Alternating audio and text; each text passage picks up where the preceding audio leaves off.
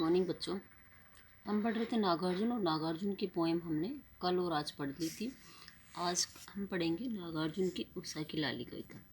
उषा की लाली कविता में कवि नागार्जुन का प्रकृति प्रेम सहज रूप में मुखरित हुआ है। मतलब प्रकृति से कवि जो प्रेम करते हैं वह प्रेम हमें यहाँ देखने को मिलेगा। शिशु रूप में उगते सूर्य की अप्रितम छटा से कवि का मन अभिभूत हो जाता है।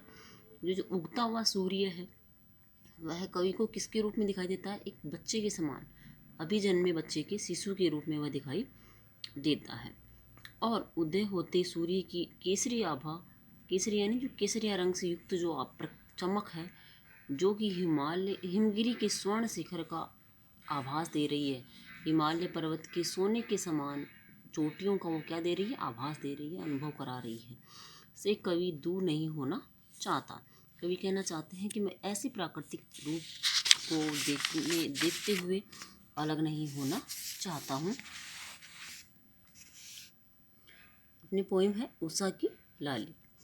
तो उषा की लाली में अभी से गए निखर, निखरना यानी सुंदर होना, सौंदर्य से युक्त होना। हिमगिरी के कनक शिखर, हिमगिरी हिमालय पर्वत के कनक यानी सोना होता है, सोने रूपी पर्वत, सोने जैसा पर्वत या सोने रूपी पर्वत।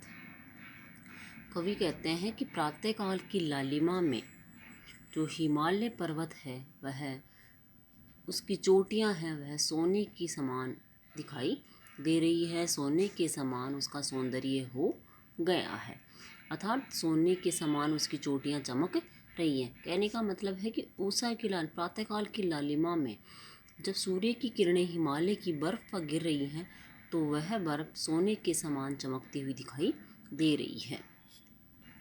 आगे बढ़ा शिशु रवि, कवि कहते हैं कि आगे सूर्य रूपी शिशु या शिशु रूपी सूर्य क्या होता है जब आगे बढ़ता है, मतलब आगे निकलता है।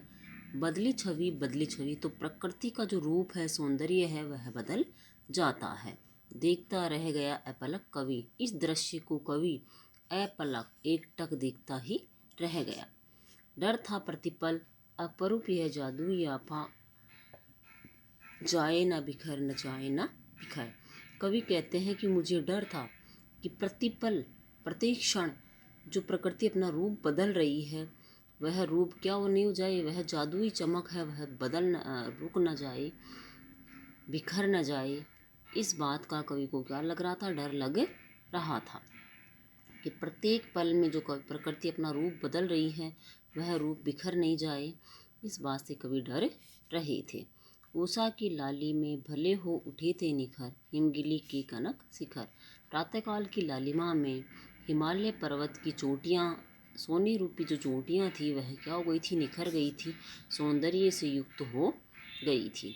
अर्थात कहने का मतलब है कि जब सूर्य की किरणें हिमालय पर पड़ी तो प्रकृति का दृश्य था वह देखने लायक था, अनुपम था, अनोखा था।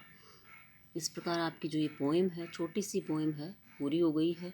विशेष में आप बहुत से चैप्टर्स आप कर चुके हैं और इसमें विशेष में लिखोगे भाषा सरल सरस प्रवाहमय बोधगम्य है, खड़ी बोली का प्रयोग हुआ है, मुक्त छंद है, अनुप्रास रूपक अलंकार का प्रयोग हुआ है, गेय शैली है, और जो भी पॉइंट आपसे पहले किए हैं रह गए हैं वो पॉइंट्स आप करोगे।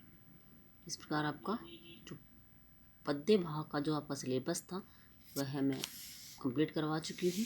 क्वेश्चन आंसर्स में देख लीजिए आप कौन से करने हैं, पहला और दूसरा आपको करने हैं। प्रकृति का वर्णन है, इनमें सभी करने हैं आपको। वर्षा ऋतु के आगमन से प्रकृति में कौन कौन से बदलाव आए हैं ये भी करना है। इसमें आपको शिल्प सौंदर्य में उषा की लाली कविता का शिल्प सौंदर्य मतलब इसके जो आप विशेष लिखोगे, विशेष वाले पॉइंट्स इसमें आएंगे वो शिल्प सौंदर्य के अंतर्गत आ जाएंगे। कविता का मूल भाव जो आपका पाठ परिचय दिया हुआ है वो मूल भाव में आएगा। ये क्वेश्चन आपको खुद को करना है, 11वां क्वेश्चन, 12वां क्वेश्चन आपको करना नहीं है। इस प्रकार आपका पद्य भाग का सिलेबस है वो कंप्लीट हो चुका है। धन्यवाद।